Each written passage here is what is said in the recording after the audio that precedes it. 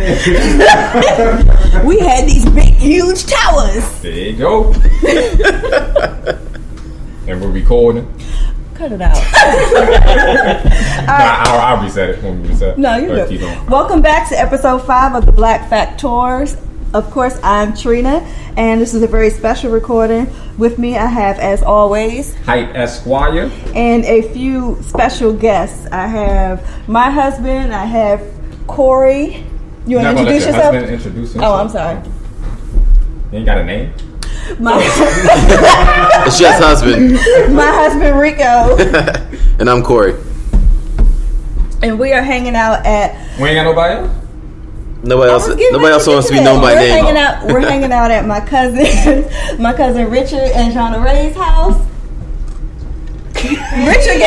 Richard gave a thumbs up as if you could see that. Oh God! So basically, today we're going to talk mostly Black Lives Matter, and then we'll touch on this little German soccer team. Kerfluffle thing? Kerfuffle? Whatever we're going to call it. We'll call it that. So, Dion, or Hype, you want to tell us what happened this week? I don't even know. I wasn't been paying too much attention this week. Paid too much attention. I ain't been paying too much attention. What happened this week? Well, this ex-football player. Oh, Ray Lewis. Yeah, I did see the Ray Lewis thing. You want to tell us about it? You probably be better off telling us because I only saw like 2 minutes. Like, I almost threw up. After 2 minutes, and I couldn't even continue watching. Yeah, so I didn't watch much of it either. How far did you get? I watched you told me to watch the 2:30, so I watched the 2 minutes and 30 seconds, and he got all preachy and carrying on. And now, what was his issue? I know it was something about Black Lives Matter. Yeah, he wasn't really too keen on the whole Black Lives Matter movement. He wasn't keen on Black Lives Matter movement. He's talking about taking personal responsibility and... because they have yet to address the black on black crime that's been right. Because that's what's important. Right. Or because you can't do two things at once. Yeah. I can, walk and chew gum. Yeah. How about you? I can. I absolutely can. Okay. But I just thought it interesting, somebody gets away with murder, and I mean, now I'm concerned with black on black crime. That's everyone's issue. That's everyone's issue. Somebody gets away with murder, but he got away with it, so we can skip past the fact that he allegedly got away with murder. So I mean, what if OJ went and said something like that? Hey. Well, nobody would listen to OJ because it's hard to listen to somebody who's basically morally bankrupt on the issue, right? So you have no standing. Who are you talking about this stuff? You killed somebody just because you were found not guilty does not he didn't kill anybody, but he was involved in the situation with somebody. Right. The demise of another individual. No, I wouldn't even say that. Because I don't think he was the actual person, but if you go to a liquor store and you with a couple of your boys and your boys decide to rob the liquor store, you rob the liquor store. Right. He was an accessory. Right. But I don't think it was where he, I want this guy dead. But it also wasn't he was normally he was over there saying his prayers on his knees those days, and then he just happened to find himself in this situation oh my gosh, I can't believe this happened. No, he was involved in all kinds of questionable activities. So all that is fine and good, but the thing so he turned his life around. But did he? I mean, well, he says he did. He's now a preacher, rayer, whatever you want to call it, and he's all in the church and everything. So that's fine. But the thing that gets me, and this gets me with a lot of Christians, is once you've done that, why is it now that he can't afford anybody else that same luxury?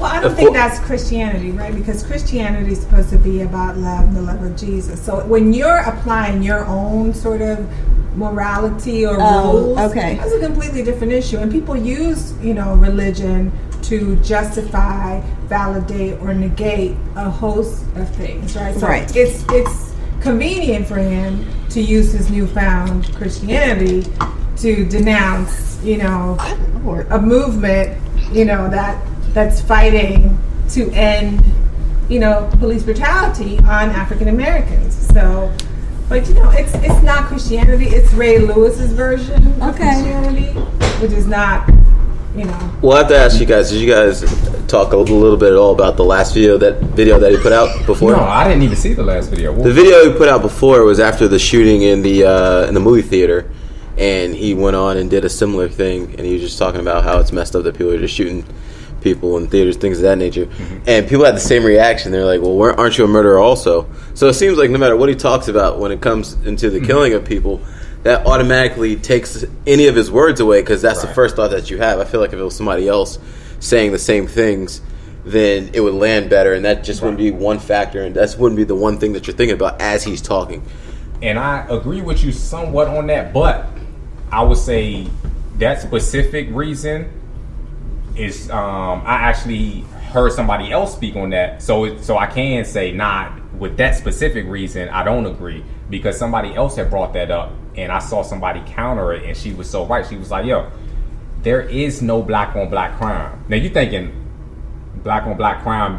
That's fact. Like, there's black on black crime everywhere. But her whole point is, no matter what community you're in, there's going to be crime. It's black on black because it's other black people there. If white people were in that community, then they would be committing crime against white people because they're in that community. If you go to a white community, it's white on white crime. Right. If you're in nothing but black crime, you can't commit a crime against somebody white if they're not there.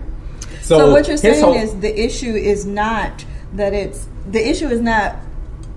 black on black crime. Right. The issue is the specific police against black people. Exactly. So when you address that issue, which Black Lives Matter is formed around, and then you say, why y'all not concerned about, that's two separate issues. If somebody's trying to find a cure for cancer, and you say, why y'all not looking for AIDS?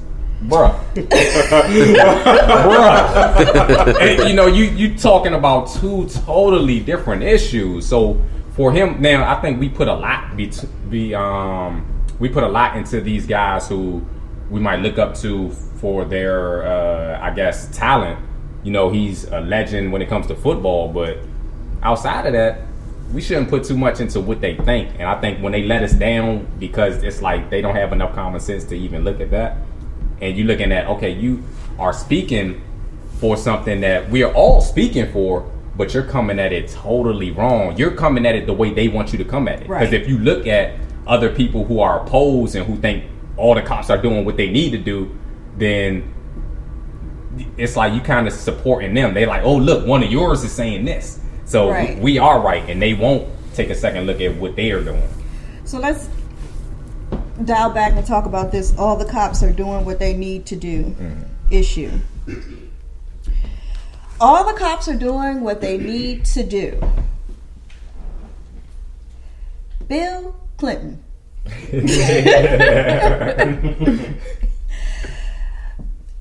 passed this fancy little crime bill in the early 90s that essentially destroyed the black family and the black community in the last 20-something years by allowing the cops to do, quote-unquote, what they needed to do. He fast forward 20 years and Black Lives Matter is coming out saying, we understand that you had to do something, but you basically, threw the baby out with the bathwater. You just did a clean sweep of everything, and you threw out the good with the bad. Yes, they potentially did minor crimes. I would say, nonviolent crimes may be, minor, but they were also swept up in this issue.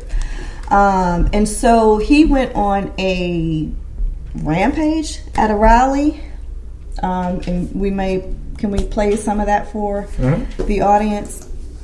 see if I can pull up excerpts. How do you pronounce it? Excerpts. And you can pause it here, and then you can just insert it. You want to do that? Mm-hmm. Okay. I think the problem before we go into this clip is that, people put too much into what Bill Clinton represented for the United States at the time. If you keep in mind that, most of the black community, or African community, or minority community didn't care much for the government. We're coming off of the 80s where, the last of any of the people involved with any kind of civil rights or trying to do anything to stand for the African American culture were killed. So, you're in the 90s and no one really wants to vote. So one way to get our whole country involved in America was to put on this sense of inclusion. I think that was one of the biggest factors with Bill Clinton. He just ain't cool enough to at least get people to invest into the idea of voting, which made them feel like they were included in this country. So, while all that went down, he passed a very unpopular bill, and it surprised a lot of people. I remember, I was a kid, but I still remember people's reaction, like, oh, well, why would he do that? That's only going to disrupt the community as it is, just give police more of a reason to harass and do all the things they're doing. So, now that we're living in this part of the aftermath, we gave Bill Clinton all this credit for a lot of stuff they did as president. And we kind of, turned the light down a little bit and didn't really speak on these things that he passed also. And, being that we came out of a deficit while he was in office, which is the biggest thing, there were some social programs that got passed that did benefit a lot of people across the country. I feel like people didn't take into high consideration with the effect of this bill that we're talking about now, how that was going to play out. So it's brought up now, and the fact that he even has to talk about it now is very interesting. He would not even have to talk about it, I think, unless his wife was running. No one else would be on this issue, and he definitely wouldn't have to say anything for himself. But being that they are husband and wife, conversations had to be had, so he's involved in one way or the other. So this makes it very interesting to see, one, why he's battling it back, and two, what people are really expecting the result to be at this point. So while I agree that he probably wouldn't be having to defend it if his wife were not running, I think that a lot of aspects of the crime bill are now, or still would be, brought to the forefront at this point because of where we are politically. I think that with the Black Lives Matter movement, there is enough grassroots effort to address these types of issues that whether Hillary were running or not, the law itself would need to be addressed. And in addition to the fact that Hillary is running, also on the slide maybe, Obama is pardoning a lot of these nonviolent criminals. They've been in jail for 20 years, but still, so he's pardoning a lot of these things, which I think in its own right would bring the conversation. And let me be the first to say, to the forefront. I don't like it. I like what Bill did. He need to lock more of these niggas up. There ain't no room for me on these streets, man. Lock as much of these niggas up as possible and let me do what I'm trying to do out here. To that point, that that definitely is a double-edged sword. On the one side, you're upset that people are getting harassed, but you want that corner guy off the block any way possible, and you want any seed that might have been planted with somebody else, that you want that to be gone as well. So there is two sides to that coin. Unfortunately, though, a lot of people that got caught up in the mess were young people that otherwise would not have had any kind of records and had a possibility of having a different kind of life. It starts with the fact that they were caught up in that life, and then they got arrested, and then the crime bill didn't work to their benefit at all. So, looking at it from that point of view, I would have to say that it doesn't really come up as a Black Lives Matter issue right now, is from what I'm seeing, because it's the police brutality and the nonviolent offenders in jail, two things that are attached to each other. But I think that it does come up because it gives them an excuse, or a reason to harass, or a reason to arrest somebody who may not have necessarily been convicted of certain crimes, you know, if the laws weren't on the books, you know, if it wasn't a, you know, 3 strikes you're out or something like that. And that's why I go back to the end game. We can't reverse history. Right. So what is your goal? What are you trying to gain? Now, I would understand it if you say, well, like you said earlier before we were podcasting, you were saying, well, they want some acknowledgement as to he's going to speak to who is running, which is his wife, and he's going to let her know that, hey, this is what they want and we should work to reverse such and such. Right. But I don't think that's their end game. I think their end game is, hey, we stand and we represent Bernie, so we want to make this as public as possible. We don't support what you did, and we're just going to confront you. Because, and I make that point as to saying I don't believe that there's a valid end game, because if Bill came out and said, you know what, I made a mistake, yeah, it was wrong at that time, I thought it was the best solution, but I realized, yeah, you guys are 100% right. Me and Hillary are actually working on drafting a bill to make whatever I did wrong better, then they still wouldn't go for it. So, but I disagree, because I think that, remember, they heckled Bernie at first, and then Bernie came out and said, okay, I'm going to change A, B, and C, as, you know, in response to their issues. Bernie wasn't, you know, where he is now with the black population before. And then let me say this: Black Lives Matter came in and shut him down in, what was it, Colorado? But let me say this: so this is one of the things that, when it comes to Black Lives Matter, I feel like they're not as organized as they should be, because there are some Black Lives Matter that support Hillary, and there are some Black Lives Matter that support, you know, this is true. Other organizations, they support who they support. Right. But when you got something like that, then when you say Black Lives Matter shut down Bernie, it's essentially saying that the same people that shut down Bernie are now for Bernie. And right. So I don't think that, well, that's twofold. One is that Black Lives Matter is decentralized. They don't have a central, you know, head or board of directors or anything like that. So it's, each community is basically doing their own thing. But the second thing is that part of what they are trying to do is just raise these issues that would not be raised otherwise. With whoever the candidate is going to be. And it's basically saying, Hillary, you need to address this issue, A, B, C, and D. This is what we have a problem with. This is what you did then. What are you going to do? If you want my vote, what are you going to do? I disagree when you say that they're not going to support her. I think that they will if she comes out and says, you know, we made a mistake. This is what we're going to do, A, B, C, and D. To me, I think it's impossible if you don't allow them to speak. I can't make out everything, but for the most part, they were allowed to speak, and then they were letting Bill speak, for the most part. Right. The people that came up and were literally face to face with Hillary, they wouldn't allow her to speak. So she's not going to vote for Hillary. She doesn't have I don't a think vote. that's necessarily true. I think that you know, in the face-to-face confrontation is one thing, but when Hillary comes out and says, this is what I plan to do, then that's another thing, because you actually have to read through what her, you know, plans will be, and you have to actually weigh it against what Bernie would do, and then you make your choice.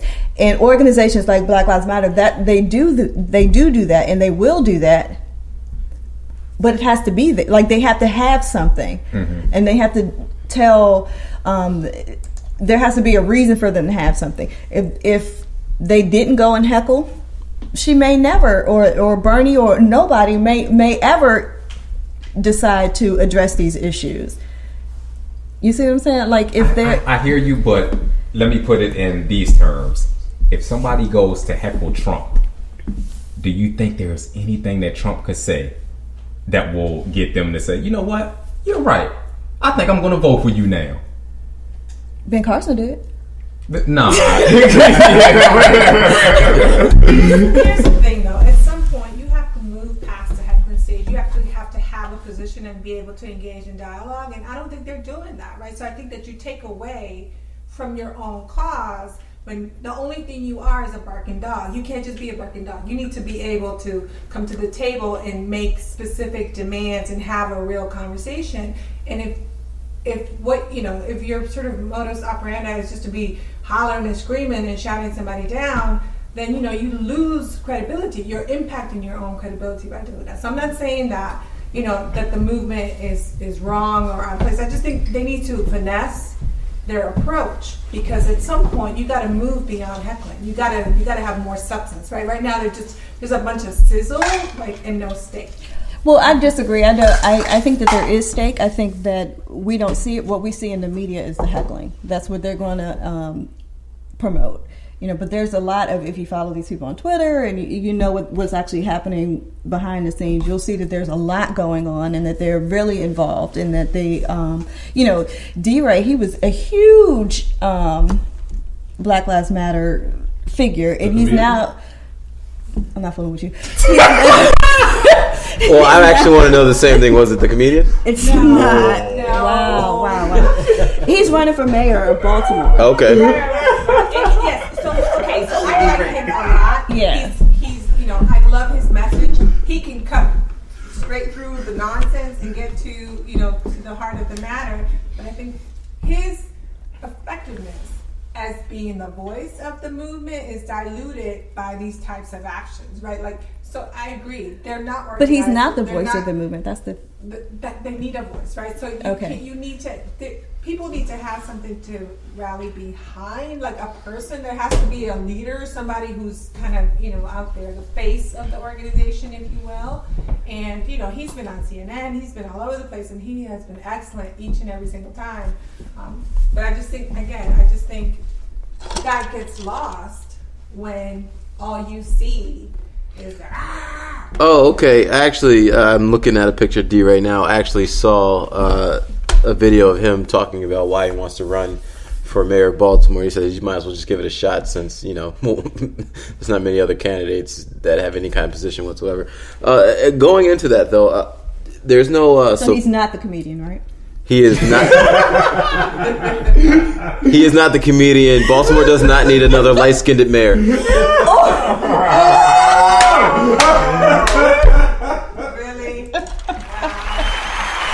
Yes.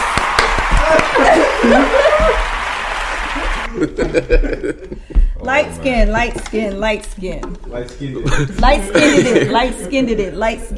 But that's a lot for the Black Lives Matter movement to take on as a whole. I mean, where is the Black Caucus? Where the NAACP? Where are these other organizations that should be rallying support around them to give them more than a voice and a platform? They can become more than just barking dogs. At times, they actually seem like the organization, or at least there's a resound, like it's going around everybody, and everyone's saying something similar to help make the voice louder and stay permanent. I think that they purposely are remaining decentralized as a strategy, because there's different issues in different cities, and I think in order to stay fluid, they wanted to stay decentralized. But I would like to touch on the light skin, dark skin, if we can. See, why are you looking at me?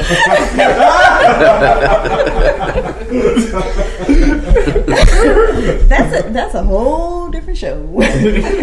But okay, so I'm from South Sudanese, and say I'm on, the German soccer team.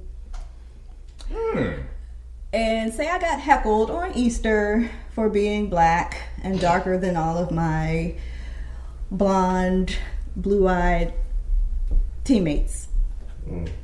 How would you show your support? Well, I would, if I was the guy that was being heckled, I would want my teammates to stand up for me, or the rest of my teammates to, try to take the charge and show them that we're all one. We're all the same, right? Maybe wear a black t-shirt. Yeah, everybody dressed in black.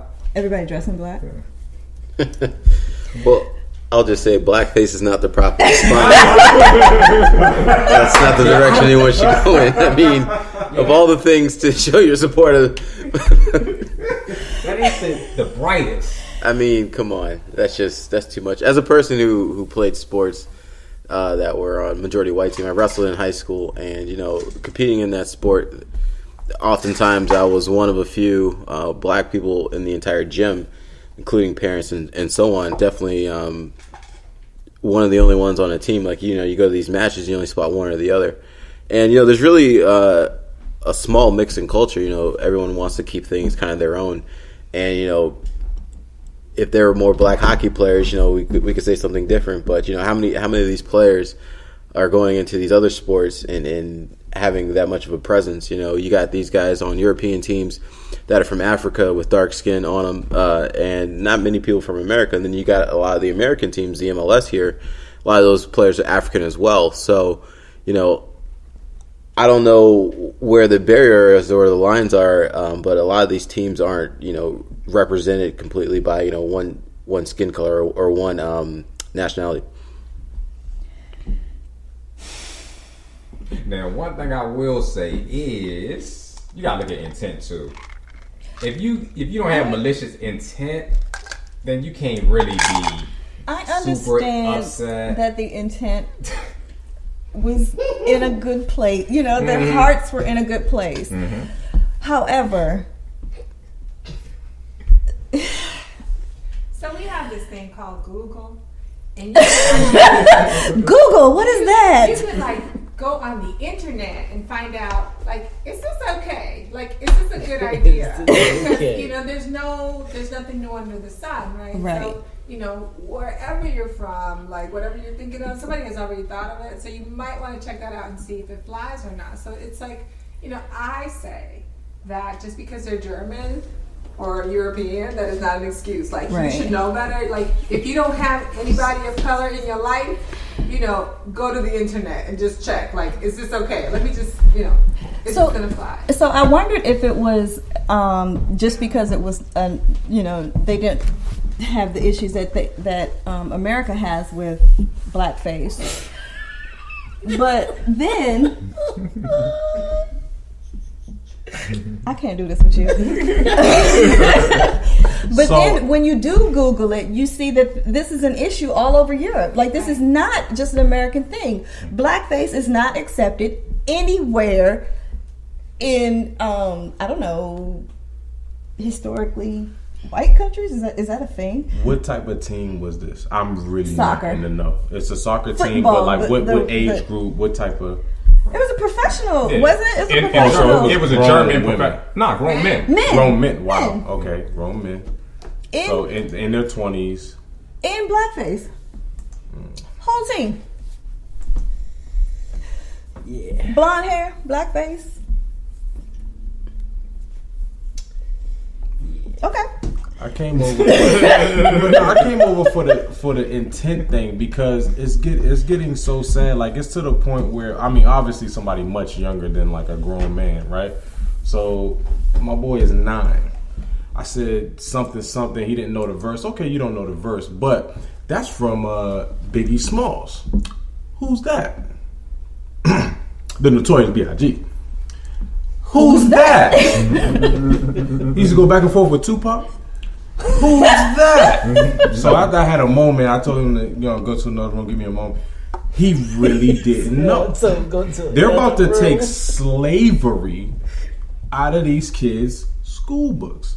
And so when you talk about intent, it's getting sad. It's almost to the point, I don't know about those guys, but it's almost to the point where what if they really don't know? We don't know what we don't know. Yeah, well,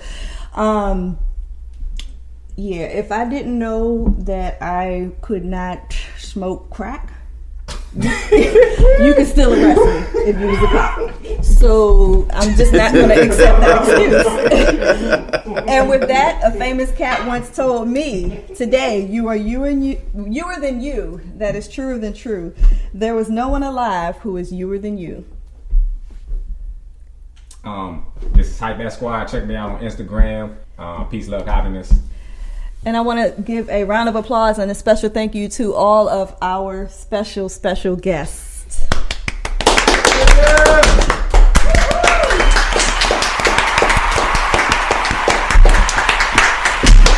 Until next time.